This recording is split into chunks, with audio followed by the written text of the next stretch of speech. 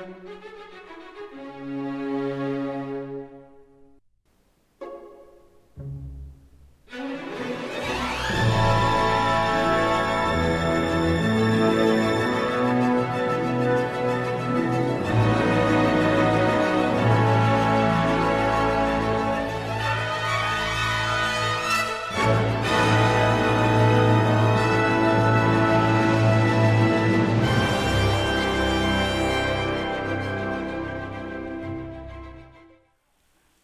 right, good evening and welcome to the March 17th, 2020 Select Board meeting. I'm going to call the meeting to order. This meeting is taking place with several participants that are participating remotely. So we have Ed Prisby, Doreen DeFazio, and Donna Stock are all on the line. The first thing we are going to do is do the Pledge of Allegiance. I pledge allegiance to the flag of the United States of America and to the republic for which it stands, one nation, under God, indivisible, with liberty and justice for all. Thank you. All right, under announcements, to start, I just want to thank Tim and Becca, the town staff, for their tireless work during these rapidly changing times. We've been adjusting to new guidance and information from the governor on a daily basis, basically. The outbreak of the coronavirus has greatly impacted our daily lives, and I want to thank everyone for being patient as we figure out how to conduct town business and keep the town safe, the town staff safe, and our citizens safe. I'd also like to thank the people of Grafton. So many people have reached out to me to figure out ways in which to volunteer. Our community has always come together to help one another in times of need. So please continue to do that. Call your neighbors that may need assistance. See if you can get them some groceries if you're able. Follow the social distancing guidelines, of course, and wash your hands. And you can check the town website for updates because town staff has been updating our town website as we get updates. So on the schedule, we're going to pass over the update from Grafton Cable. They're not going to come in. So the first thing we have is our appointments. Madam Chair, Yes. I move the board vote to affirm the town administrator's appointment of Daniel Alien to the Grafton Fire Department as an auxiliary recruit firefighter assigned to Station 3. Do I have a second? Second. Okay, I have a motion and a second, and as a reminder, because we have remote participation, we're going to take every vote as a roll call vote. So all in favor? Carlson, aye. Thomas, aye. DeFazio, aye. Frisbee, Stock, aye. All right, the motion has carried. Thank you. Doreen? Ms. DeFazio seconded the motion. Yes. Next on the agenda, we have some new business. We have Andy DeShane here to talk about the library building change order. Andy? Good evening, everybody. I wish I was bringing you better news, but you've all read, I think, the package of information that I had sent out before.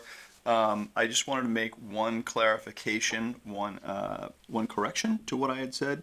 I had said that at the current change orders, the total was $1,914,355, and that was incorrect. I had included some other incurred costs that I shouldn't have. So the actual current change order total, including these three CCDs, is $1,346,337, which is still over our contingency, but only by $4,800, $4,890.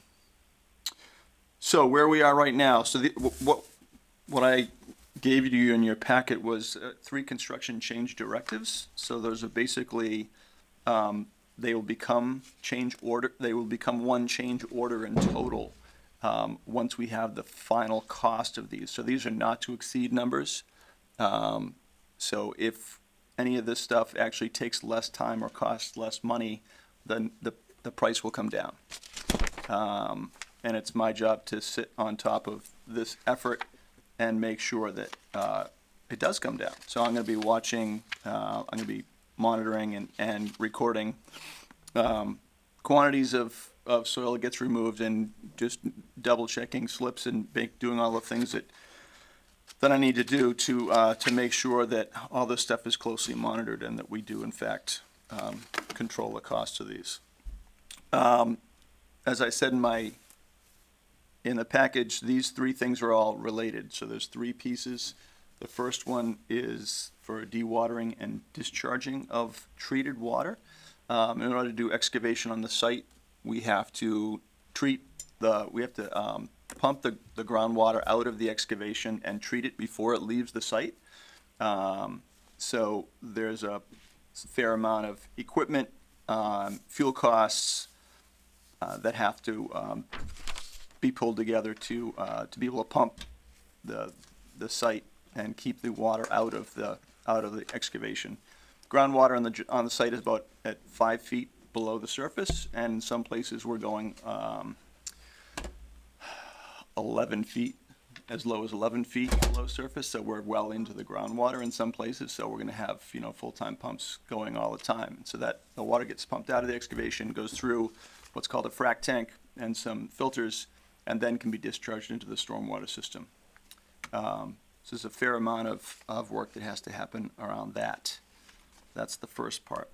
The second part, and by the way, so this cost takes into account the earlier assumption for what was needed to be dewatered. So we did part of our back and forth with the general contractor was getting their initial assumptions on what they were going to have to do to dewater. The fact that the groundwater is where it is and the foundation is where it's going to be, it isn't new, so we knew they were going to have to dewater. The difference is in all this treatment and all the equipment that has to be brought in to treat that water before it goes off the site. So we had them deduct what they had originally assumed to be the dewatering. Okay. Second part is trucking and disposal of contaminated soil. Again, this is the difference between what had originally been assumed. We're going to be able to excavate soil and bring it anywhere, plus or minus. And now there are 3 different sites that it has to be taken to. I think I've talked about that before. There's a lined landfill, an unlined landfill, and there's another one. That was pretty frustrating to deal with this piece of it. This is the biggest chunk of these 3 things, and the disposal places don't. They set their own price. You basically have very little choice as to where you're going to go, and so they've got a captive audience in terms of price. So they don't really provide you any backup when you ask for it. We've got rates, we've got unit costs to take material to these 3 different places, but there's no negotiating those rates. It is what it is, and you just have to deal with it. So part of that is just monitoring the amount of, just making sure we know exactly how much of each one of these types of material is being taken off, and tracking all that stuff. So. We always like to get more backup and more detail and all this stuff, especially when it's this kind of value. But in this case, there wasn't much to be had. And then the last piece is extended general conditions. Contractor, again, I wrote, the contractor hasn't been able to keep to their original schedule. We've lost about 3 months worth of time between the submission of information for approval to the DEP and EPA, plus the design of the dewatering system, and getting the approval from the disposal sites, which took quite a while. They've lost about 3 months. They originally came back to us and said that because of where the schedule shifted, they needed 6 months at the end of the job, so we had an extra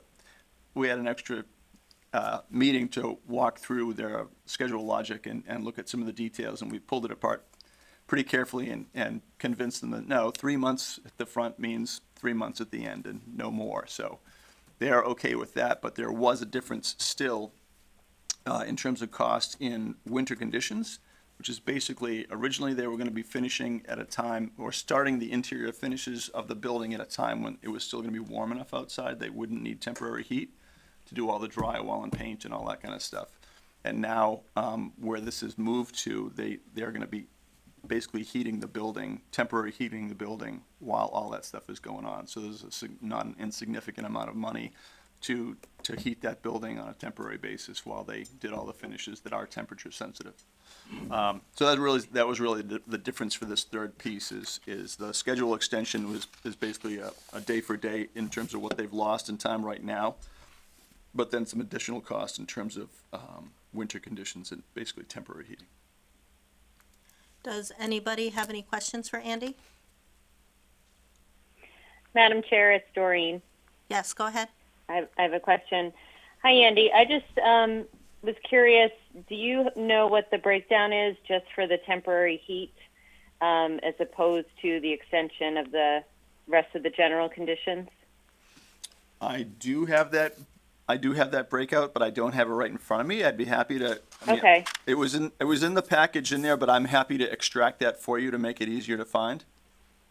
Okay. Or I can look back through myself. I guess the question would be, depending on weather conditions, is that a number that could potentially change? Yes. If it's warm and they don't need as much heat, and so that's why I'd like to know how much that cost would be. Yep, it's a good point, and it's true for all of the detail in these CCDs is that if it costs, these are all not to exceed numbers. So if we spend less fuel, if we spend less electricity, if it costs less to do something, then these will go down.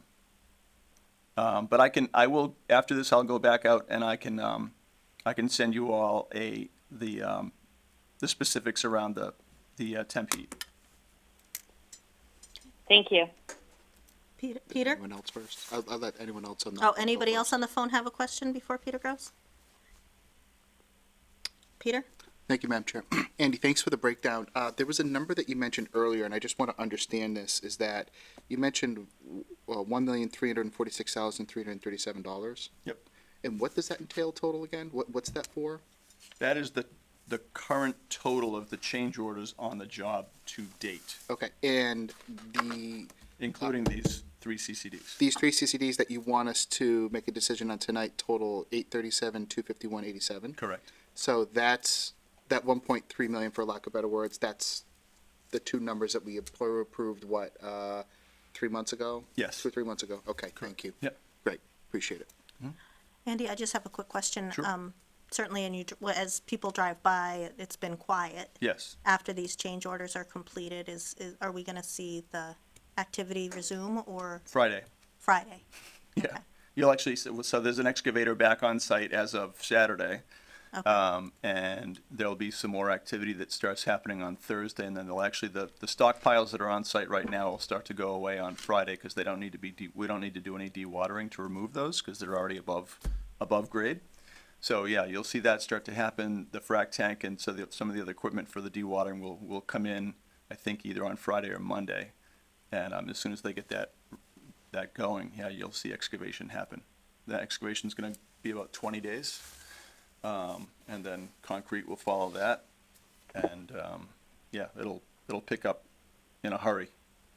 Okay. Peter, did you have another I question? did. Just to follow up on your question, Madam Chair, the dewatering component where we're separating the oil from the groundwater, is that something that's going to remain on site for the duration while we're disturbing the soil, or is there, in other words, like how long do they anticipate that to take place before they reach adequate levels or safe levels, I should So say? dewatering continues until the foundation has been placed and backfilled, because the backfill has to be placed in dry conditions. You can't just backfill into a pond, so to speak. So Right. yeah, it's structural, so it has to be dry. So yeah, it'll go for, so the pumping will go for about a month total. Okay. It's about 20 days for excavation, then, well, it'll be a little bit more longer than that, actually. So, yeah, 20 days of excavation, and then we've got foundation happening right after that. Madam Chair? Yes. Donna? Andy, I didn't catch your beginning comments. Did you say that the 1.3 that we've now allocated is very close to what our overall contingency is? Yes, it's actually over our contingency by $4,890. And what do you think about that? I hate it. I'm not happy about it at all.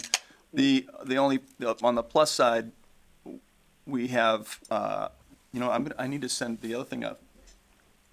I'm stopping in mid-sentence. I have a financial report that I maintain on a regular basis that I've just updated, and I'll send that out to all of you as well, just so you can see the overall picture and some of the detail. So yeah, we're with this, we'd be through our contingency, but we still have the ability to go up to, what was it, 16.5?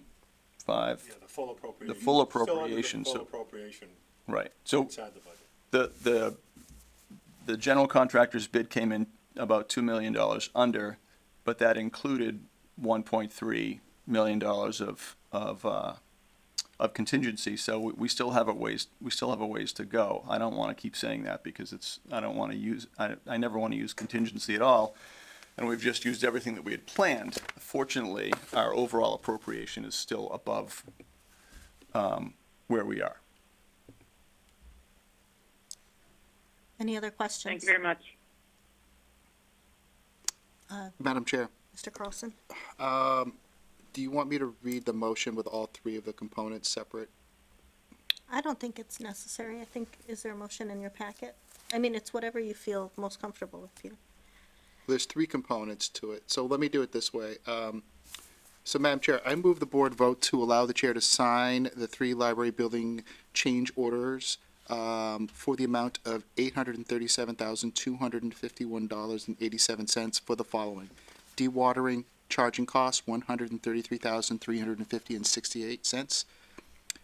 Trucking and disposal of contaminated soil $399,823, and then extended general conditions for general contractor $304,078.19. Do I have a second?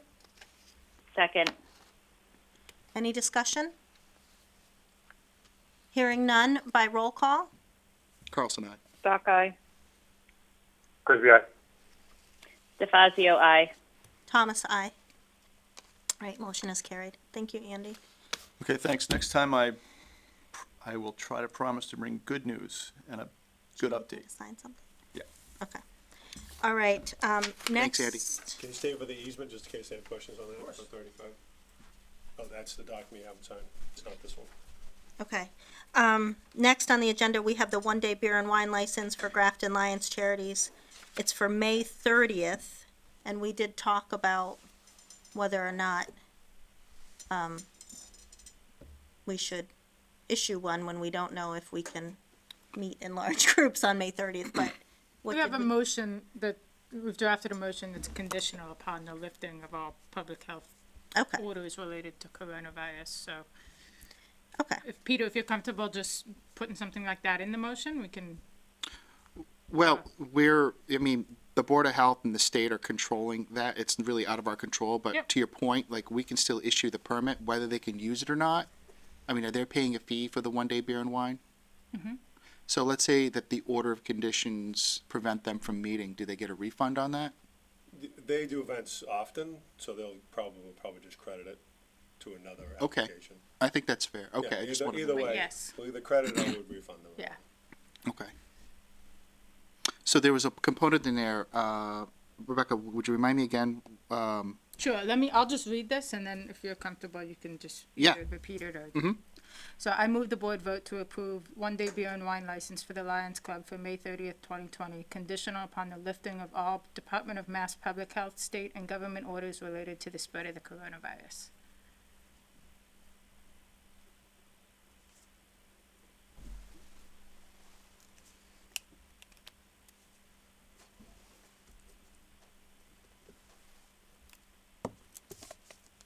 I think I got it. Thank you. Madam Chair, I Yes. move the board vote to grant Grafton Lions Charity Incorporated one-day beer and wine license for the Ride and Sight Spring Festival on May 30th, 2020 at 68 Brigham Hill Road. Conditional upon. Thank you. Conditional upon federal and state orders regarding large gatherings in regards to COVID-19 or coronavirus orders. Do I have a second? Second. Okay, I have a motion and a second. Any discussion? Hearing none, by roll call? Carlson, aye. Stock eye. Frisbee, aye. DeFazio, aye. Thomas, I. All right, motion has carried. All right, next, we had, the local option income tax, but we're gonna pass over that tonight, is that correct? Yes, Yes, just, just because there'd be probably more public debate that we wanna yes, pursue. okay. Next, we have, application for chapter 90 funds for the Main Street project for the, easement takings. So as you know, the Main Street project is underway, being designed by VHB. We are going through the process of appraising properties, and then once those appraisals come back, people will either, and they have, we have a number of people who have already given us those temporary and permanent easements to get this project done. But the federal guidelines require us to go through an easement process where we evaluate their properties and determine values for both the temporary and permanent easements. So in order to be ahead of the curve, because we are anticipating bidding in January 2021 for a start in May of 2021, which is certainly a ways away, but we want to be ahead of that. So we're anticipating it not being anywhere close to 250,000 in terms of paying for those takings. We've always had the goal for this project to use Chapter 90 funds to pay for those takings because that's allowed, and that was always the goal. So we want to at least get the application in so it doesn't interfere or any bumps in the road, especially with what's going on throughout the country and certainly the state. So we want to get that application in to be able to get those funds to pay for those temporary and permanent easements. It's the number from that we put forward, we think it's much lower than that, but I wanted to hedge on the high end. There'll probably be a kickback of the application, but at least we can start the dialogue with the state on the information they need. They will need the actual appraisals for all the parcels that equal some number, which will be lower than the 250. But we know the sooner we get an application and start that dialogue, the better off we'll be moving forward. Does anybody have any questions? Peter? Madam Chair, I move the board vote to allow the chair to sign the request for Chapter 90 funds in the amount of $250,000 for Main Street project easement takings. Do I have a second? Second. Okay, I have a motion and a second. Any discussion? Hearing none, all in favor by roll call? Carlson, aye. Stock Frisbee, eye. aye. DeFazio, aye. Thomas, aye. The motion is carried.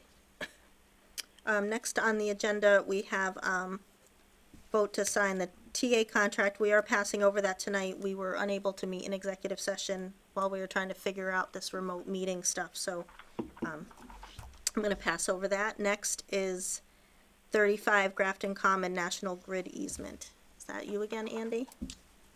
It is me again. So this is a very routine request for an easement from Engrid, so they can bring the high voltage line from the street to the building.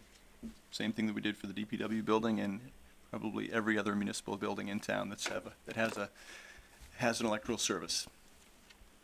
Okay, Pretty straightforward. Madam Chair, yes. I move the board vote to sign the easement granting National Grid necessary access to complete electrical work required for 35 Grafton Common. Do I have a second? Second. All right, I have a motion and a second. Is there any discussion? Hearing none, all in favor by roll call? Carlson, aye. Stock eye. Frisbee, aye. DeFazio, aye. Thomas, aye. The motion is carried. Thank you, guys.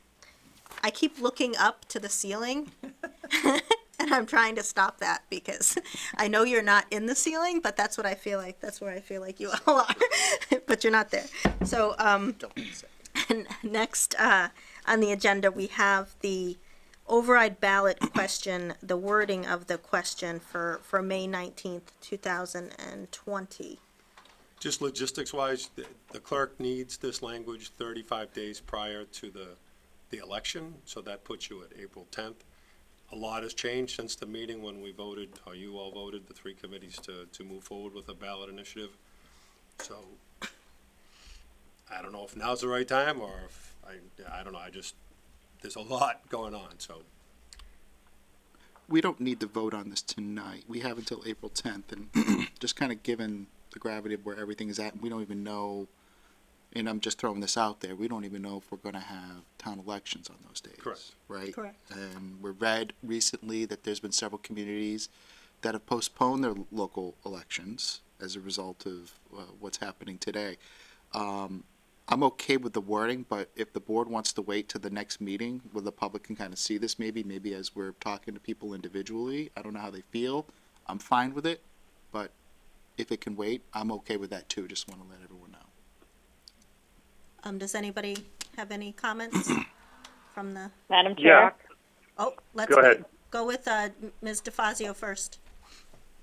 I was just going to say I agree with Peter in the sense that I would like to have more communication with the school committee and the finance committee before we, determine whether or not this vote and ballot question is going to happen on the state.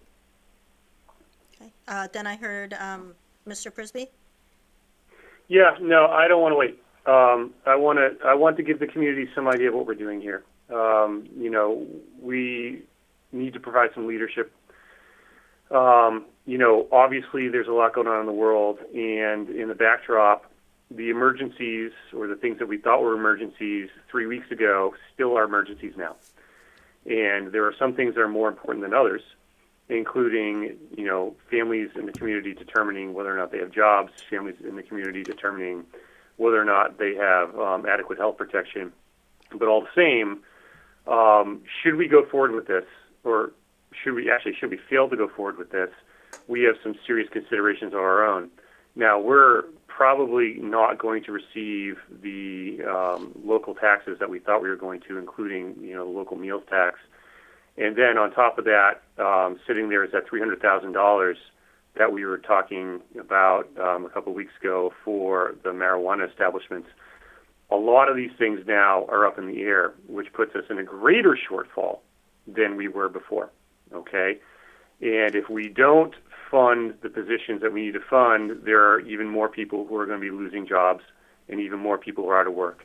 And that's going to have a deleterious effect on the community, whether we like it or not, regardless of COVID, all right? So we can be the government that decides we're going to step away from our responsibilities and accede to some of the concerns in the community that are more immediate, or we can take the longer view. Now, we're going to have that debate in the weeks to come, but we've already had the debate about whether or not we need an override in this community. That's been decided. This number's been decided. So unless you think we're stepping back from the precipice of moving forward with an override, then yeah, I think we should vote on this language. Madam Chair? Mrs. Stock? Yeah. Honestly, the arguments that Mr. Prisby just put forward, I think are the arguments for postponing this. I'm very concerned about the future and what people's financial situations are, and that's not just from losing jobs; it's from what's happening in the stock market, in the portfolio losses, et cetera, that we have. People are going to be, very mindful that this is a time for financial constraints. I also think there's going to be some savings this year, too, from things that cannot happen and that we would have been expending funds for. So there's a big question mark. And then finally, I was a little uncomfortable with the vote that we took at the TRICOM meeting. It was something that was not posted. I remember Mr. Carlson asked whether or not we should go forward with it, and we did, and it was a unanimous vote. But we didn't have any public input after that TRICOM meeting. And I think when it went up to $4 million, there may be people out there that would have wanted to talk about that. So for these reasons, I'm really hesitant to take this action at this particular time. Mr. Carlson, did I see your hand up? Yeah, I just wanted to correct something. The only reason why, 2 points. What Ms. DeFazio mentioned, which she agreed with me on. I'm more along the lines of, I don't know when we're going to have a town meeting or if we're going to have it on this date. But as of right now, it is set for May 19th. And like I said, I'm comfortable either way of voting and taking action on this tonight. Because to Mr. Prisby's point, it doesn't change anything. And to allow public to have input, making a decision tonight would allow public to then have an input on, well, what number is it? By not taking an action tonight, it kind of sends an indecision about, well, we really don't know what that is. Well, if we do take an action tonight, we will have a number out there that people will communicate that to us. And then what's to say we don't take some future action? I mean, just because we take a vote tonight doesn't mean we don't take another vote later on. But in addition to that, I know we all took a vote at the last meeting. I specifically asked the chair if the chair would accept the motion in support of putting this on the ballot. We're here tonight to vote on that as an action. We should have done this really at the last meeting, but unfortunately we didn't have a full quorum. So like I said, everyone, I'm okay with doing this tonight. I'm fine with that. And whatever the date is on when the town election is, that's the date. So I guess that's what I want to put out there is now I'm really thinking about it. I'm fine with it deciding tonight. The date is the date of when we have the local town election, whether it's going to be May 19th or if it's going to be the week after or a couple weeks after that. So that's all I have to say. Any other discussion? And if I can chime in one more time, I want people to think long and hard about this because we're supposed to be leaders in this community, and we've got to decide what's best for the community in the long run, okay?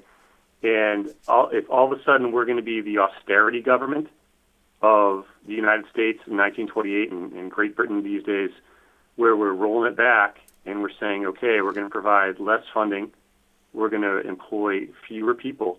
And it's fewer people than we even thought, by the way, because again, we're losing. We're losing meals tax. Okay, we don't know when restaurants and bars are going to reopen. That's a portion of our income that we're going to be losing. So we're going to be cutting positions next year in the midst of what will be a difficult time. And for all the reasons that all good-hearted and kind people on the internet say, yes, we're going to do a GoFundMe. Yes, I'm going to go shop at my local store. Yes, I'm going to try and keep these people in business. We ought to, as a government, have the same principle in mind, which is, yes, we are still going to provide these services, and yes, we are going to provide the leadership that will ask people, can you do this? And provide an argument for reasons why they should. And now I'm hearing that, well, maybe we're going to chicken out and not do that at all? No. Let's vote on this question. Madam Chair? Yes. Donna? I completely disagree. This is unprecedented times. We do not know how long this coronavirus is going to last, whether it resurrects in the fall, whether or not we'll have school for the remainder of this year. People are worried about their lives, their health, and are their we lives. feeding into that worry, Donna, or are we trying to address it? Excuse me, did you ask for the chair to be recognized? No, I didn't. Okay. Continue, Donna. I think I have the floor right now. I'm sorry, you talk about leadership. I'm taking leadership and saying that I don't think that we want to add a significant amount to people's tax bills at this particular time in this country, in this state, in this community. That's my opinion. Thank you. Madam Chair. Mr. Carlson? Ms. Stock, I understand the wording of what you're saying, and I disagree with you. We are not deciding on this amount. We're giving the people of this town an opportunity to vote in favor or vote nay of this amount. With that said, I don't think that we are the end-all, be-all. Yes, we set the ballot question, we set the amount, but it's really ultimately up to the voters, and whenever we do have a ballot election, to make that ultimate decision. I just want to put in real quick, I did speak with Jay today, and they are meeting, school committee is meeting next week, and I told him this was on the agenda, and he would like the opportunity to meet with school committee. So I just want to put that out there. Madam Chair, Yes. if I can address that. Go ahead. While, yes, we would be asking people to dig into their pockets more than we have previously, we also would be making a decision to let people go. There are people that we employ who need jobs. There are people that we employ who need to teach our children. There are people that we employ who need to be our police officers and firefighters. Are we not employing them? Are we letting them go during this time? again, are we going to be that government of austerity that provides fewer jobs for people and fewer services for people in face of fear of what's going to happen 6 months from now? Let's let the people decide that. Vote on the language of the question that we already agreed to. We already agreed to this number. Apparently, it was fine for you guys when Tim proposed $6.5 million 2 months ago, but now all of a sudden it's a higher number at $4 million, which I don't understand.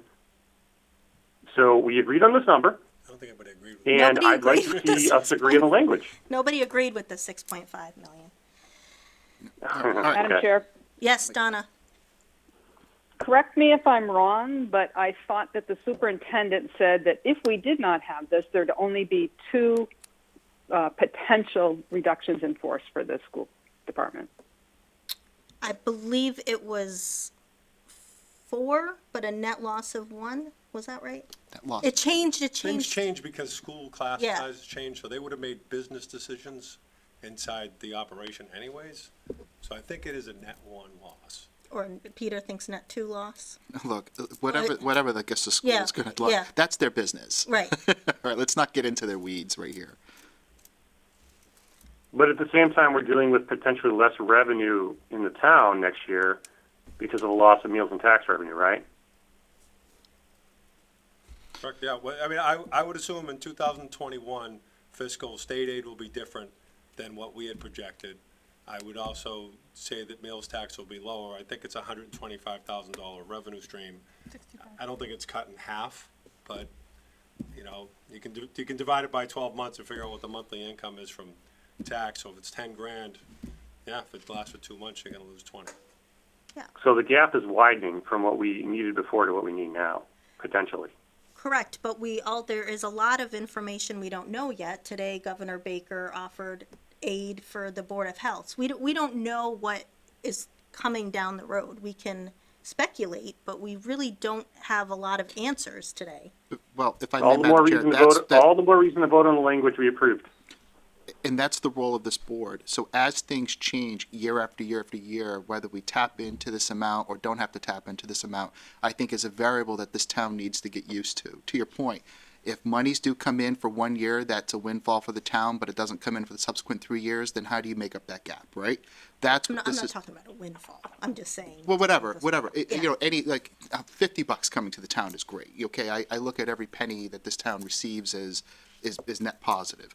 The idea behind this decision tonight, I guess, is just to reaffirm what we did. Again, like I said, it's up to the town to decide what we're going to do, and then how this gets distributed over the next 5 or 7 years, as we were talking about at our last meeting with the other 2 boards, I think is up to this board and its fiscal responsibility. And I think that is something that we have to work with our with our administrators here to set that policy going forward.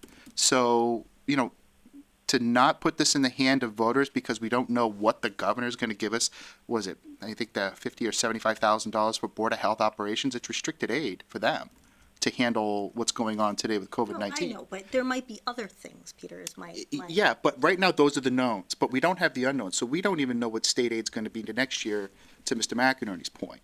So what I'm saying is, if we decide on this tonight, let the voters decide, and how this money gets distributed and used in subsequent years to come, it's up to this board to set the tax rate and to set, hey, this is what we're going to need for a budget going forward. Like I said, we can either make it last 5 years, or we can make it last 7 years, or even make it last even years further down the road, depending on what do these unknowns happen to us. And I think that's what we're trying to do here, is protect ourselves from those unknowns and give ourselves an opportunity to give our own selves a little bit of a circuit breaker every year and not have to face cuts, minimal this year, some next year, and more the following year, where it ends up being death by 1,000 cuts to programs. So I think it's up to this board to make that decision, I guess. Whenever we decide that the town's going to vote on it, I think is out of our hands at the end of the day. So for us to just approve it tonight, like I said, I'm fine with it. I just don't know when we're going to ultimately have the town vote on it. I just wanted to put that out there as these are things that are happening in other communities. But I don't think it prevents us from putting this in front of voters just because of unknowns. Any other discussion? Madam Chair, Yes. it's Doreen. I am very uncomfortable voting in favor of this tonight. It's March 17th. This can still go on the ballot if we do it at our next meeting or the meeting after. And the changes that have happened over the course of the past week have been drastic enough, and there are so many unknown questions that to reaffirm what we did 2 weeks ago, when we can probably answer more questions or communicate with those who were in this discussion a few weeks ago, I think makes sense. I would like to know, are we holding town meeting? Are we going to have a ballot vote on May 19th? What are the repercussions going to be in the community with meal tax or with people's jobs? I'm not saying no, that we shouldn't have a ballot override. I'm just saying that there is so much unknown now, and it's not like we have to vote on it tonight, and we can have more information in the future in the next coming weeks that may make us pull back a little bit and change that number. So I'm not comfortable voting on it tonight. Madam Chair, Yes. question to my fellow members. What information would you need to know about the consequences of the current environment on the town's operations that would change your mind? Madam Chair, Yes. can I move the question? I'd like an answer to my question, thanks. We're having a discussion, Donna. I don't see the harm in what we want to move the question. But Madam- no one's. Madam you guys- Somebody can make a motion. I can here make the anytime, motion, but right? I think Well, she having, can make a motion I too. think having this Madam debate, and Chair, this I'd discussion. like to Yes. answer Ed's This is question. so Okay. entirely disrespectful to everybody who's put in so much work on this, to not even have the conversation. Would that matter? Well, Maybe we we are should have held having off a on the change orders conversation. of the library. We didn't know what the hell's going to happen the next 4 weeks. We just voted on Madam Chair? another $800,000 Yes, wait, Peter, worth we of have- another $800,000 worth of changes. I mean, we don't know what's going to happen in 3 months. To your guys' point, but we just approved almost $1 million worth of change orders tonight. Was that Ms. Stock that I heard?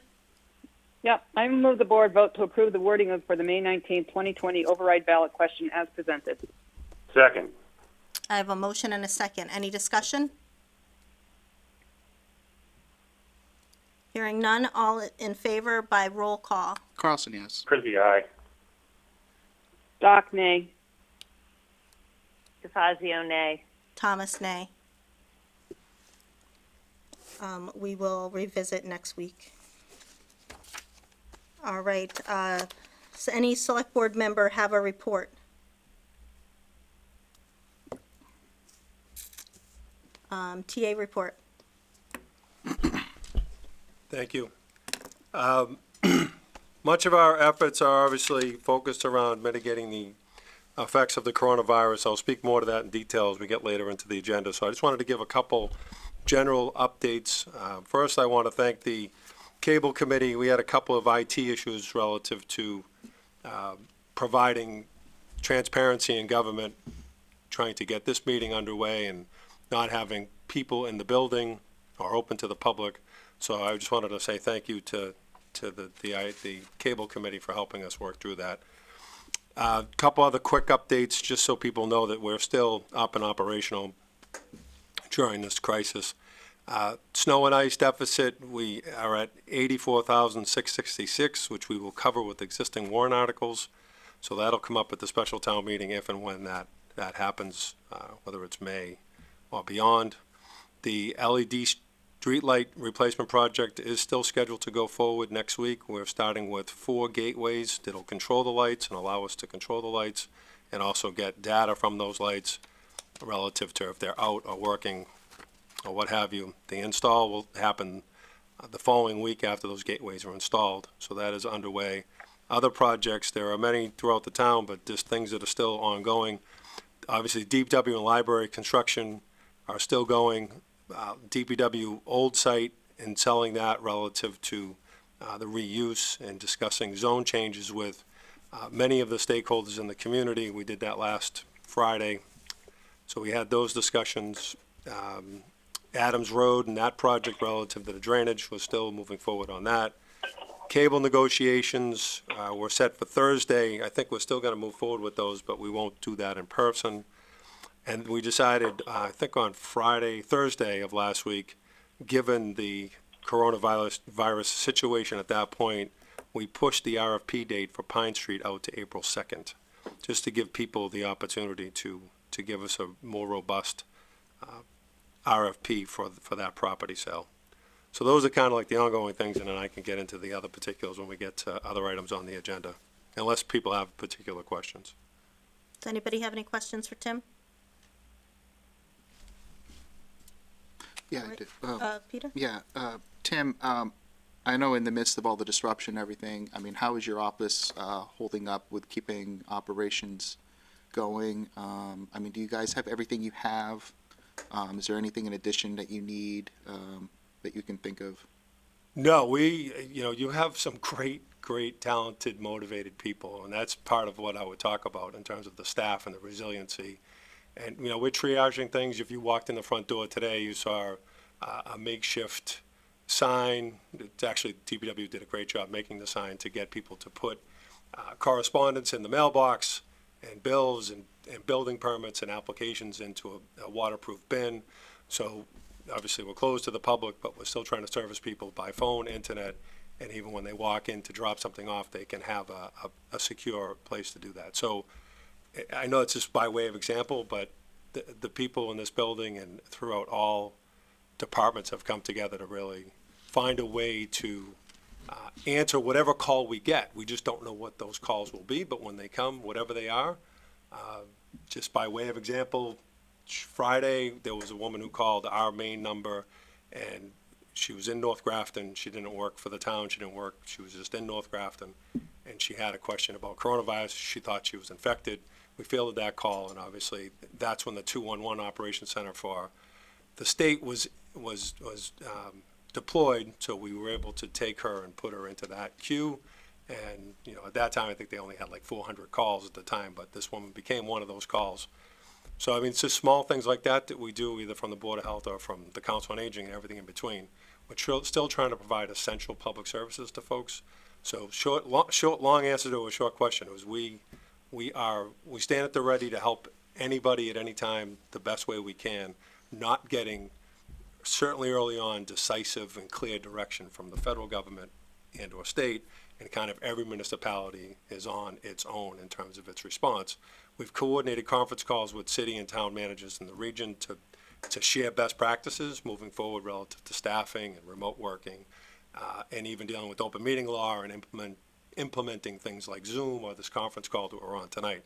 So I think we're okay. People have called us and checked on us, and we appreciate the goodwill and support we have from folks. But right now, we're holding up very well. Great. Thank you. Appreciate that. Okay, any other questions or comments for Tim? All right, correspondence, Peter? Yeah, Madam Chair, to the rest of the board, I have one piece of correspondence here tonight. I did receive some others late today, but they'll be read at the next meeting when we do that. Received a letter from Aaron Vanderstein, Chairman of the Grafton Board of Library Trustees, stating that the trustees intend to pursue, with support from the town government and its leaders, a fine-free library upon a grand opening of the new building in 2021. The trustees are seeking a memo of support from the Select Board for this initiative.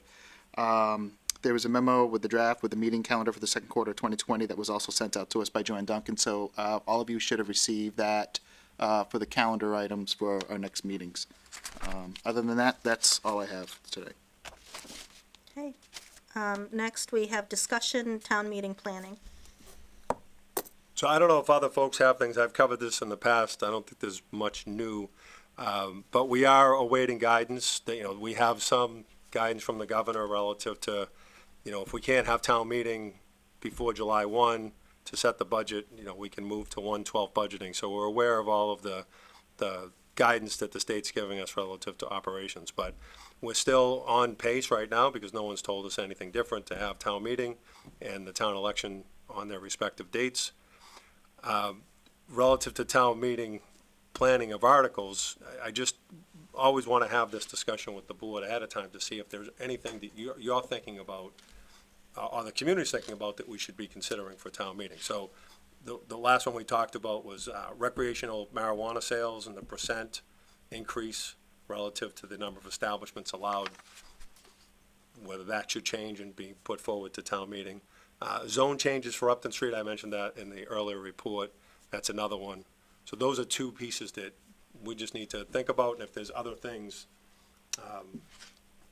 that we want to get feedback from the community on, whether it's for special town meeting or annual town meeting. I just wanted to get a dialogue going with you and the community to make sure we get those things, because when I bring you a warrant article in, I don't know, 2 weeks to be signed for a town meeting, I don't want it to be a surprise to anyone that those things may be on there, or are things that you tell me to put on there now. I want to be proactive, do that research, and get them on the warrant.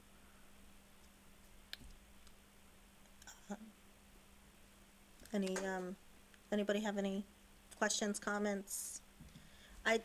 My quick question is, your office is on pace. I wonder about the other boards and committees that submit articles. Can you just go over real quickly the plan for other boards and committees to meet and what's happening there? In light of the modified open meeting requirements and this coronavirus thing, I can Yeah. do that under when you get to B for Medical Reserve Corps update Okay. and or Corona, because I think it's contained in there. Okay. I just know that other boards and committees do work before town meeting as well, and if their schedules are thrown off by an inability to meet and that sort of thing, I just wanted to make sure we're also thinking about that. Yep. We're trying to solve for that. As we came up today to get this meeting underway, we're Okay. trying to solve for all eventualities. Because people talked about Zoom and having that teleconference. We tested a number of times in here, but there was some audio difficulty. That's why we didn't use that tonight, and we could only use this feature now. But I can get into it in more detail in a moment. Okay, Peter? Thank you. That was part of my last question is like, what else do you need in addition, to handle these temporary logistics, situations of getting these boards to meet, to keep the continuity of government going? Yep. The idea is government, can't stop functioning for the people. But, to that, how do we continue supporting the planning board, conservation, board of health, school departments, when the school committee, when they meet, it just, in addition, are you buying subscription services for them to use so they can set up their own meetings without having to coordinate through a single point of contact? Or what's your, I guess let me ask that, how are you envisioning, for those people who need planning for town meeting to have meetings? All right, well, then I'll just get. You might as well.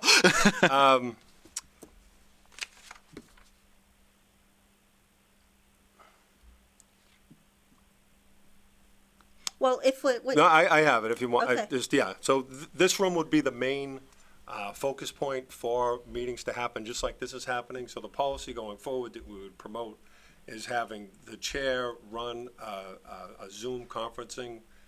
We know you can have up to a 40-minute meeting with 100 participants for free.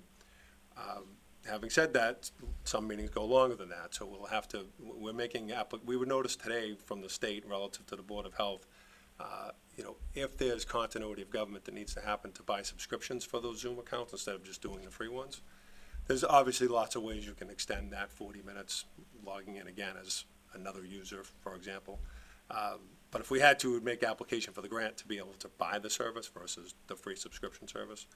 So that would be one. So the policy there is to have the staff who supports, say, just for example, the planning board, staff will be in the room with the chair. None of this has been discussed with staff, it's been discussed with, but not with chairs. It's just, we're modeling how it might work with us in the room, but we haven't talked to these individual boards because it just hasn't been time to do so. So we envision it working like this. You would have Zoom, people could log in, even the public. The chair or the staff person would control that. The camera would be on. The public would see the meeting, and they could also, with that Zoom link, log in, and we can control who gets over the loudspeaker, and that's what the problem we had today was figuring out how we can go both ways with the communication as opposed to sticking the microphone on the speaker so everybody else could hear the question.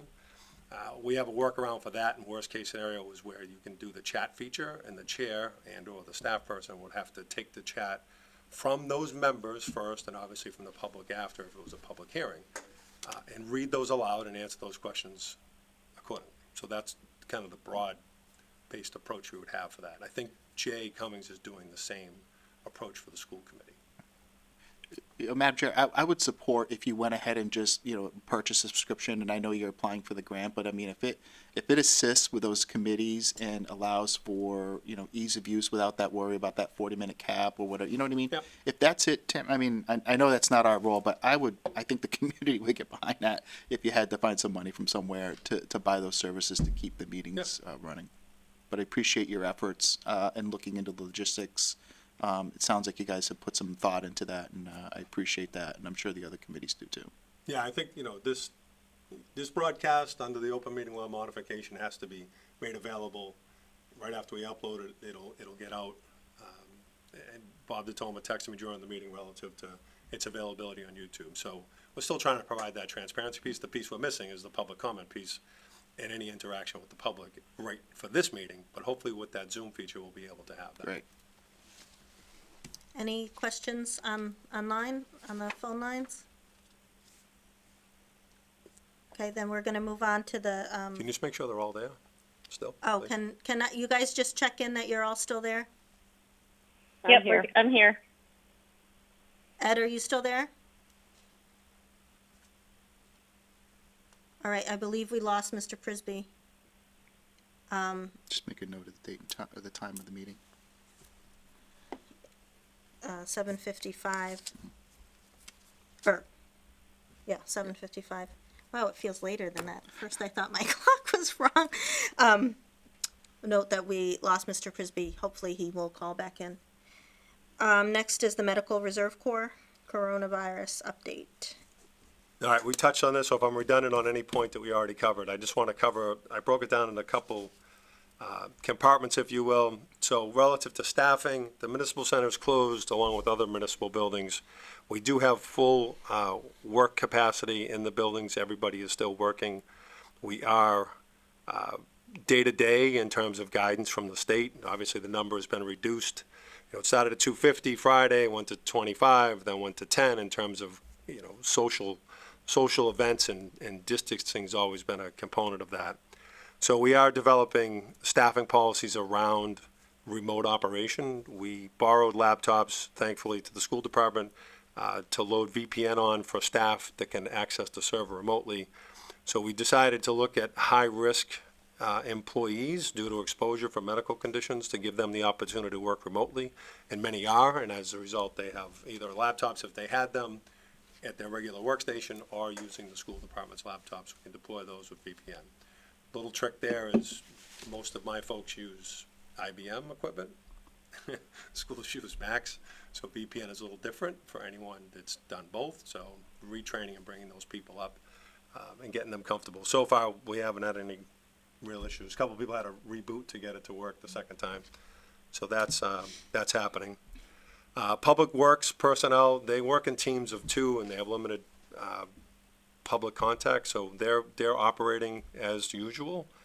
Well, obviously with the hygiene in mind and being mindful of just social distancing and contact. Public safety is fully operational. The library staff is working remotely at this point. The building is completely closed. The Veterans District is working online and over the phone with applicants or veterans in need, so that's working well from a district perspective. The senior center, we had them deploy over 300 calls to notify them of the modified schedule for the senior center for its operations. The 2 critical components for the senior center are Meals on Wheels, which will continue, and we are still providing transportation for our critical appointments for the elders to get to appointments. So that is still ongoing. And I know I shared the protocol with cleaning the van after people drive and high points of contact in this building, obviously less now that there's not public in it, but we still go through that cleaning regimen to protect the people who are here. A lot of our professional associations and even area town managers are trying to strategize about flattening the curve even internally to keep those operations sustainable long term. So we're talking with department heads and trying to determine the best course of action, whether we and none of this is set in stone. I'm just talking out loud relative to all the things that we're considering. Having, one or two people man an office one day and then they go home and work from home and have the next two people so they don't all get infected at once and I keep the healthiest people there longer.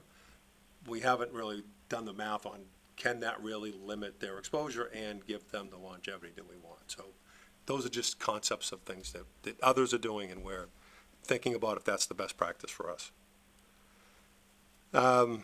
In terms of government operations, this room, again, the cable committee helped us get this up and running, and the conference call is one piece, but we're trying to be more dynamic in dealing with the Zoom feature and the interactivity and getting public involvement and engagement during a meeting.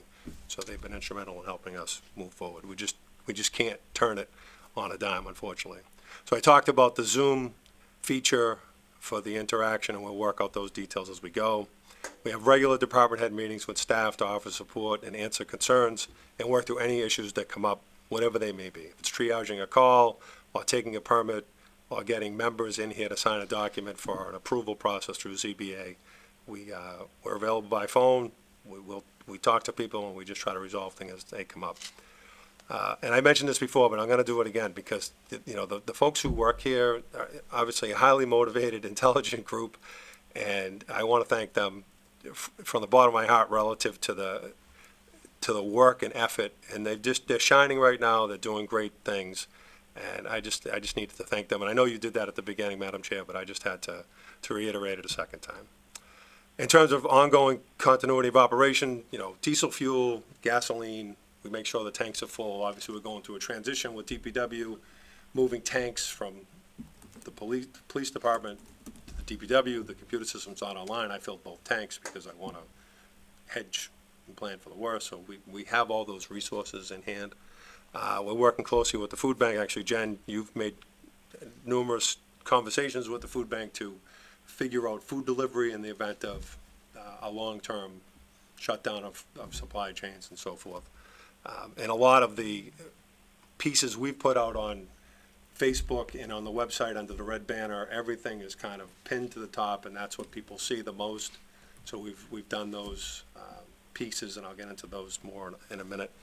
Obviously, we participate in a lot of agency calls for conference calls, and we update the Facebook page with information from CDC and Mass Department of Public Health. So we try to give people resources that are based in fact and science versus any other pieces. We do have the ability to forward phones if necessary, if we did have to abandon ship, so to speak, and work remotely. We don't anticipate that at this point, but we are preparing for that if it were to happen. I talked about the cleaning and the fundamentals of good hygiene around the building, so I won't go into that. But I will just reiterate, we are available by phone. We'll take any call. We will try to do anything that anyone asks us to do. Candy, there's an election, people are returning candidate signed forms, so those election forms need to come back at a certain time. I think it's March 31st. So people are calling Candy with that directive to work out those type of details. She is talking to the state constantly about what might happen relative to town meetings and elections, so we'll await from the Secretary of State for instructions on those particular pieces, but Candy is on that. Relative to inspections for the fire department and the building department, they will happen on an as-needed basis as of today, with emphasis given and priority given to life safety inspections instead of the routine roof that can wait. Roof, they don't necessarily have to go into the house, but anything that they might, maybe a window, they would have to go in to do the inspection for the window. With kids being home, I don't want to expose those folks. It's not a life safety issue, so we're going to hold off on those inspections. But I pushed Bob and Steve on the fact that, we have to prioritize them because obviously final inspections contingent upon getting a check to the contractor, and I don't want to delay that economic transaction for people. So I don't want to be the impediment to that happening. So we're conscious of it and we're trying to deal with it as we go. But we're going to take those life safety things first. And then all town staff working, cooperatively with agencies from the Health Alliance, MRC to CERT, in the leadership from those groups. We organized on Sunday kind of getting rid of the perishable foods between us and the school department. We came up with a plan to get that food distributed to the people who were on free and reduced lunch. And we did that pretty flawlessly. We didn't have a lot of people come through, maybe 10 cars overall. And then we redeployed those bags that we had filled on Sunday throughout the rest of the week and up until the end of this week. And the schools are obviously providing drive-through service for sandwiches and lunches. I don't remember the exact times that Dan put out, but they are making those available with their staff. So other things that we've done just in terms of outreach and public education, the changeable letter signs that we got from the state emergency management, people that came before me had the foresight to put in applications for grants for those changeable letter signs. We've deployed those, and they just run the same message as the state runs. That just gets people to state to mass.gov to get information about the coronavirus and how to deal with it and ongoing information. So the Water District donated a sign as well, which I think we have deployed to South Grafton. So I appreciate the Water District stepping up in that interagency cooperation. All three cable stations are showing the same information on the coronavirus. If Bob DeTome is on, every hour or two, he's checking CDC's website to see if there's new or modified information, and we upload those videos as we go. So if there's better, more robust things to put up there, we do that, and that's all that's running across all three channels. All the messaging that we put out, we try to just encourage people to sign up for Code Red through the website in the event that we have to do a call for Code Red, which we have not done yet. We are ready to launch a call. We test the internal operations of the system. If we need to make that call, we're ready to do so. And all of our messaging includes, check on your neighbor, as you mentioned, and just practice good hygiene. I think that's an easy thing, but can't be overstated for both of those things to happen. In terms of trash, we had trash questions relative to trash be impacted in terms of its pickup for recycling, curbside service. There will be no impact. Stores have bags. We'll be fine. But again, if someone ran into a particular problem on that particular issue, they should call my office and we will find a way to remedy whatever situation they're facing. We have been given the opportunity to apply for state funds from the local Board of Health. I think it was open today. The announcement was made, and 17 large communities and health districts were given the first opportunity to apply for the $5 million they're making available. And because we're in a health district with the Alliance, we're one of those 17, which is great for us to be able to put together a work plan and a budget and submit and get money back to the region to deal with whatever it is we're going to do in terms of a response when we're asked to by the state or federal government. So I think that's a good thing for us. And I don't need to get into details of what we'd be asking for, but obviously personal protective gear for first responders is paramount to make sure we have that. And the other piece is, tracking the cost for reimbursement, possible reimbursement for all the things that we do. Obviously, in the state of emergency that's been declared, there would be possible reimbursement, so we're tracking those costs that are not day-to-day stuff, but directly related to the coronavirus. In terms of the business community, we're creating and posting information on state and federal programs that are being offered to businesses. So it's just a sheet of info that'll be under the red banner on the website, and we will post that information as it gets developed on Facebook as well. So those businesses know they have some resources that they can go to as well. So I think we have it was very broad, but I think that's the outline of how we're dealing with the crisis. I don't know if anybody had questions. I know I went really fast. I apologize. Peter, did you have a question? I know we had a lot of changes with the Medical Reserve Corps, a few months back. How is that operating with the other 12 communities, and how are they interfacing with the coordinator today? Yeah, when this was asked to be on the agenda, I asked the MRC coordinator to kind of do an update. So you want me to just run through that because that's part of her update? Sure. All right. So the activity relative to COVID-19 for the MRC, I think Marianne would be proud to report they have 198 volunteers. They do regular updates on the Greater Grafton Facebook page with information from CDC, FEMA, and the Board of Health. MRC was scheduled to meet at the Blackstone Valley Expo to recruit new volunteers, but that was obviously canceled. Emails were sent out to the Greater Grafton MRC town managers, town administrators, and boards of health offering volunteers if needed. So far, no one's called for that to happen, because there isn't a mass incident where we can respond. So some of the food distribution piece was kind of a self-initiated thing where we went and we deployed volunteers, both CERT and MRC, to go take care of that particular matter. So they just stand at the ready with their trained people who are query checked to go out and do it. And we did mention this on the call the other day that, the general public might not have been on, but people want to volunteer, we want them to volunteer. Under that red banner, there are volunteer opportunities. Unfortunately, with certain MRC, because they're dealing with vulnerable populations, they have to go through a query check. If we have a volunteer that can take a document from one door to the other and they're a volunteer, I will do that and deploy them for that. But if there are special, sensitive things that these groups do, they need to be query checked beforehand. So we can still do those things. We recruit people every day and we put them through that process. We'll still do that, but I just don't want people to think we're not, embracing volunteerism. We are, but there's a process, unfortunately, to protect the people that we're going to serve through both those agencies. So sorry for the sidebar relative to that, but we want to encourage people to volunteer.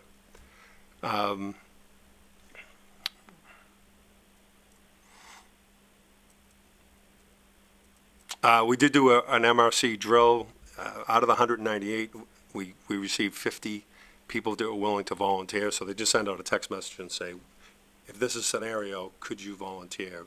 Yes, no. It's a very simple email, but there's only 3 options that you can select, and it collects and then chips back to the MRC coordinator, and then they can follow up with that group of 50 or how many ever respond. So the drills are working, so that's good.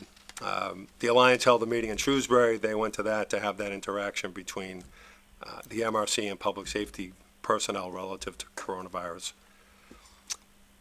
We talked about the food distribution. Traffic was handled by MRC and CERT. And constant contact with Region 2 and other units did our MRC, because they're on standby and high alert for a deployment at any time. So that's kind of the status of where they're at. Any questions on the phone lines for Tim? None for me. Thank you for the update. Okay. No, and thanks too for the update. Okay. Tim, I have a question. Oh, you're back. Yes. Oh, no, I never left. I was just, sorry, I couldn't figure out my mute button. So, Tim, beyond the emails, what have you guys been doing to get any volunteers for MRC over the course of the past 9 months?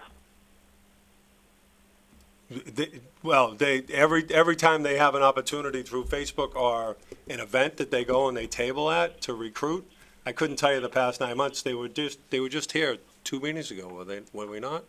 When we had this discussion, I can get that for you. I don't know the particulars of what they've done. Okay, so I guess my concern is, we had this discussion last summer, and this is the second time now in the course of the past 9 months where we've had to restrict movement in Grafton, or either as a local government or a state government or federal government. And in the summer it was Triple E or with the mosquitoes, and now here we are, coronavirus. It seems to me that the MRC could be playing a larger role, and in fact, the role that it's carved out for itself in its mission statement. And yet, in the past 2 crises, they've been nowhere to be found. And, I had a problem last summer with letting go of somebody who was a passionate advocate for this work.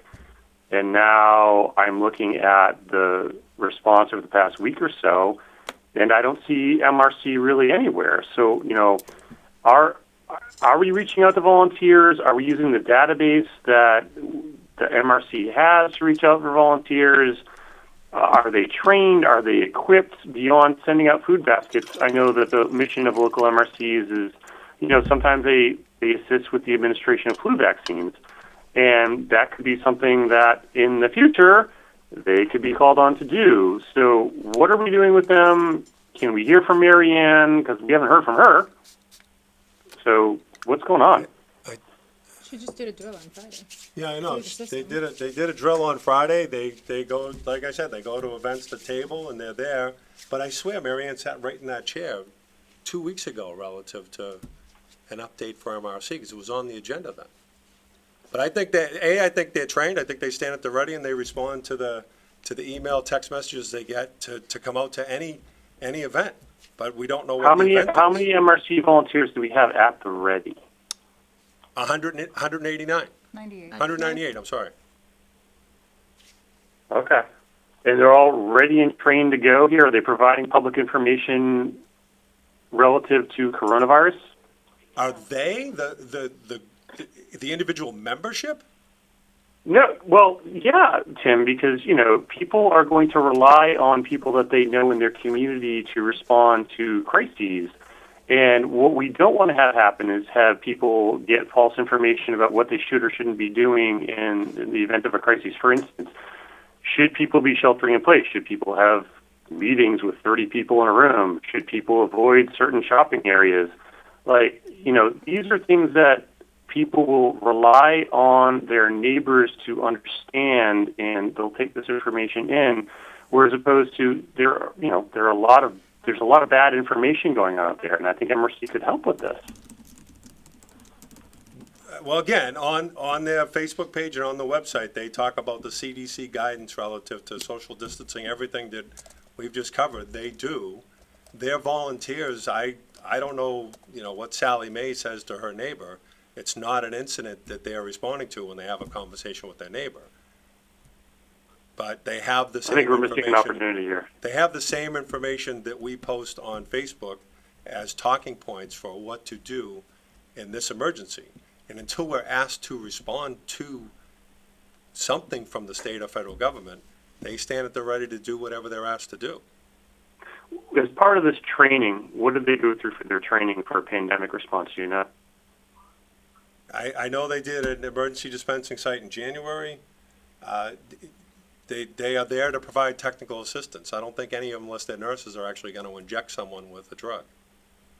No, I know, but as part of providing technical assistance, I would assume that they are familiar with pandemic protocols, and how to handle themselves and keep distance from other people, and also be in touch with the local MRC about what the governor's recommendations are and what the CDC's recommendations are.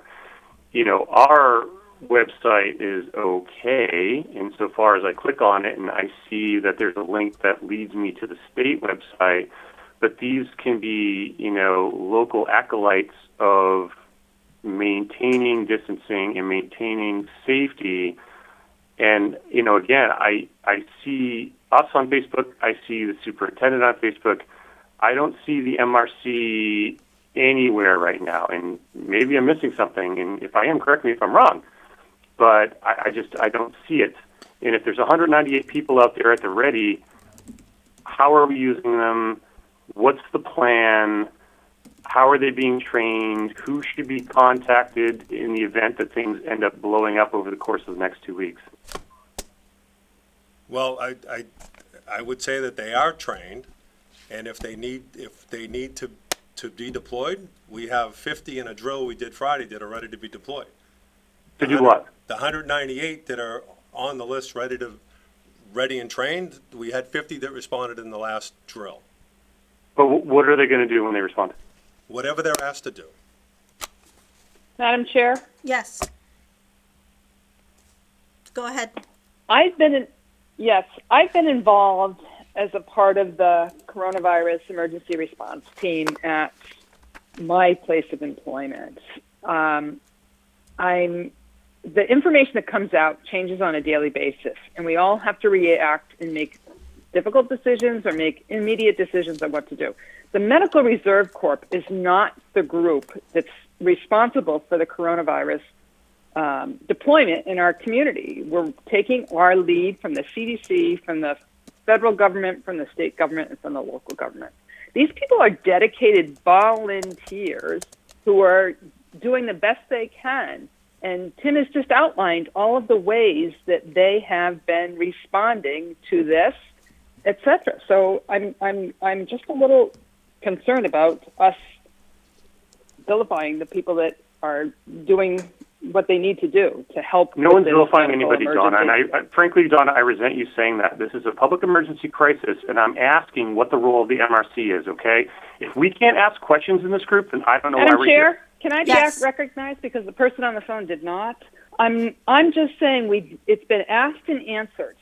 Thank you. Okay, Madam Chair, Yes? thank you.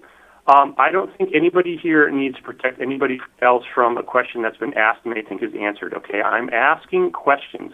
And again, if anybody has a problem with my asking questions, frankly, I don't care. I'm here to get some information, and over the course of the past week or so, I've had some concerns about what the response is from this particular group that we were assured last summer was on top of things. Now, I would like to know if we have been attending emergency dispensing sites, if we have been maintaining ICS protocols, that's incident command. So, there are things that the MRC does that I wonder, are we doing the best we can? And right now Madam is the Chair. time to ask these questions. I'm going to just answer. I think we are doing everything, and we stand at the ready. If we get the call to do something, we have volunteers that can go to any one of those 16 communities and provide services they're asked to. Okay, so you've done the incident command thing? I have not done the incident command thing. Madam Chair. Has Mary Ann done it? Madam Chair. I do not. I'm going to assume so. She's the chief secretary as well, but I don't know what her training regimen has been because Okay. I don't share the same concerns. Okay. All right, but I do because we're in our Madam again, Chair. Yeah. Let's, Ms. Stock, go. As I said, I've been a member of a community emergency response team where the information changes on an hourly basis, on a daily basis. We are attending meetings constantly, and I can't say that the MRC is the entity that has to be doing this. There's a process in place, and you can't expect things or ask things of them when the things change from day to day and hour to hour. I just think you're being Madam very Chair. critical of this. Madam Chair, I don't understand why I'm being interrupted when I was just asked not to interrupt Ms. Stock. Listen, we are, Mr. Carlson has a comment. Yeah, I wasn't done. Okay. sorry, Mr. Prisby. Just if you could all see this here, about the Medical Reserve Corps, which is right on their Facebook page, talks about volunteerism and so on and so forth. Outreach to underserved community members is part of their mission. I guess what I'm hearing is that, there's a question tonight about whether or not are they being leveraged appropriately, and that's a great resource to the town and the rest of the communities. But in addition to that, are they actively outreaching to underserved community members about the changes, and about, to Ms. Stock's point, about everything's changing on a daily basis. So, I think there's a reasonable question to ask, and I don't know, Mr. McInerney, if you're in a position to really answer that, because it's not something that you personally oversee. You just oversee the grant distribution at the end of the day. But maybe that's something that the MRC coordinator could perhaps provide in a memo to the select board to just outline what it has done to this point. Do they need additional resources? I think we've hammered that pretty well throughout. Do you have this their entire- Facebook page open there? Yeah, it's right here. When's their last post? April 6th. That's not I the have right 2 Facebook hours ago page. on this one. Well, this one's April 8th, but it says, what is exactly the MRC? About the Medical Reserve Corps, and I'm not making that up, guys. It's right there. It's not the official page. I don't think that's the official Yeah. page. It's not. It just says Greater Grafton Medical Reserve Corps. MOC of Greater Grafton is the, So we have 2 Facebook pages we out had there? an issue with the turnover of the Facebook page during the staff turnover we had, so we actually had to create a new one because there were security issues around the old one. So there is a new page. Okay, but has the About thing, has this changed? Is this not Yeah. really? Yeah, if you go to the MOC of Greater Grafton page, it doesn't say that. It doesn't, okay. That's a good piece of information for people at home too. If you're a member of the old page, please redirect yourself to the MRC of Greater Grafton page, because that's the page that's active now and has regular posts as recent as 2 hours ago. Great, all right, well, Yeah. see the confusion? No, yeah, I mean, You know, we definitely I'm not put it trying to out. laugh that up, but that's, you know, that can really kind of throw somebody off. Because Yeah, like I said, I just unfortunately, we read don't that, have the I'm on this ability- board, and I had no idea that there was a second Facebook page opened up. Unfortunately, we don't have the ability to delete the old page because we don't have the rights to the old page. Right, okay. So we tried to mitigate that by creating a new page. I know it causes confusion, but we didn't really have another option at the time. Gotcha. Your page has 24 followers too. You might want to boost that. I'm sorry, I didn't. You said the page has 24 followers? Okay. Anything further? All right, let's move on to 21 budget. So we received a final number from BVT, Blackstone Valley Tech, for FY21. We were originally carrying 8.1% to account for additional students. But that actually went up for a total increase of 91,936. So we had an increase from that of about 18,000, 18,500. So to balance the budget, we had to make some decisions. We sent those out to department heads and to the finance committee chair today or yesterday, in terms of not hiring temporary staff inside of the cemetery department to make that balance. So a couple of reasons for that. They had a higher enrollment. We noticed probably 2 months ago they had mid-year transfers into BVT. So they that coupled with their increase asked, that increased our budget and request, or increased their request from 833 to 862. So we had to make up that by not hiring part-time personnel in Parks and Cemetery for the summer of fiscal '21. So our new '21 expenditure is $68,235,686. Total revenues, $68,235,743. And that's the only update for fiscal '21. Anybody have anything else? No. All right. Are we doing? Yes, I'm sorry. Are we doing updated projections on meals and tax? I'm sorry, the meals tax. Not right at this moment. We have not done that. We know that it's going to be impacted, but we have not done anything with projections.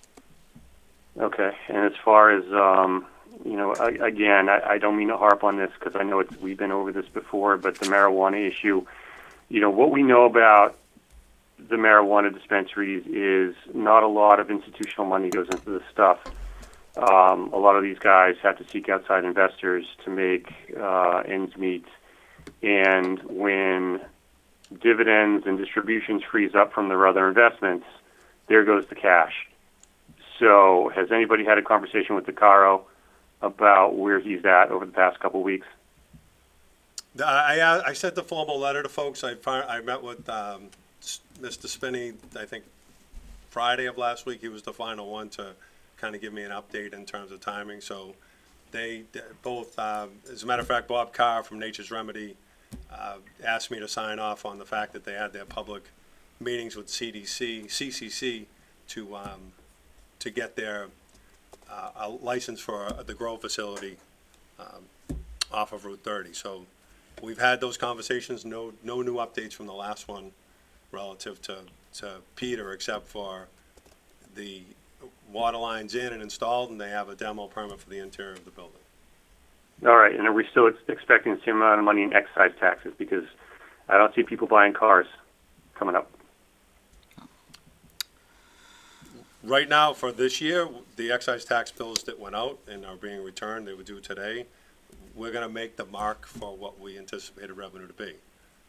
No, I know, but like, you know, we budget a certain amount of it for FY21 based on what FY20 was. So what are we doing? What's the thinking? Right now, we're leaving it status quo. We haven't, like I said, we Okay. haven't done any projections to up or down that number.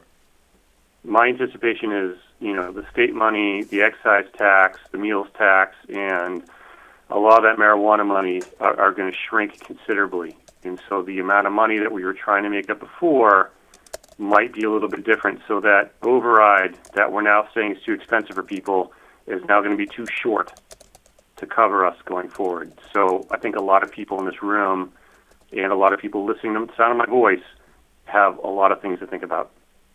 Just to clarify, I voted to not approve the wording, not because we're not going to go forward with it, but because we have the opportunity to talk about it at the next couple of meetings. So Sure we will. let's just make that clear. All right, any other discussion? Meeting minutes, Madam Chair. yes. Motion that the select board approve meeting minutes for February 11, 2020 as presented. Do I have a second? Second. Any discussion? All in, hearing no discussion, all in favor by roll call? Carlson, aye. Stock eye. DeFazio, aye. Thomas, aye. All right, that motion is carried, February 18th. Thank you, Madam Chair. I motion that the select board approve meeting minutes dated February 18th, 2020 as presented. Do I have a second? Second. Do I have a second? Second. Second. Any discussion? All in favor by roll call? Carlson, aye. Stock eye. DeFazio, aye. Frisbee, aye. Thomas, aye. Motion is carried, March 4th. Madam Chair, Yes. I motion that the select board approved meeting minutes, Coffee with the Seniors, dated on March 4th, 2020 as presented. Second. I have a motion and a second. Any discussion? I have discussion from Mr. Carlson. I just want to thank everyone who set that up and coordinated that. It was great to meet with our seniors back on the 4th. I look forward to more of those regular discussions. I think it was a great event, but I want to thank Great. you for setting that up. I believe, Jen, that you Yep. put that together, and I want to also extend our appreciation to a few of the school board members that were able to make it for that meeting. I thought it was received very well. Thank you. Thanks. Yes, that's something we try to do at least twice a year. Great. So. All right, I have a motion and a second. Any other discussion? Hearing none, all in favor? Carlson, aye. Thanks. Stock eye. DeFazio, aye. Thomas, Frisbee, aye. aye. Thank you for doing it by roll call, because I didn't say. Didn't say by roll call. Madam Chair, Yes. didn't know if there was any final statements, but I will make a motion to adjourn. Do Second. I have a second? Second. All right, I have a motion. Second. A motion and a second. Any discussion? I just want to say, thank you to everybody. I know it's very difficult. This is a new thing that we're doing, to have so many members call in remotely. And, it is not easy, but we're getting the hang of it. And I think overall, it was great that the technology worked great tonight. Everybody was able to participate while still keeping a safe distance. So I just want to thank everybody for your flexibility. Things are changing every day, and we are constantly working on making this process better. So, thank you for that.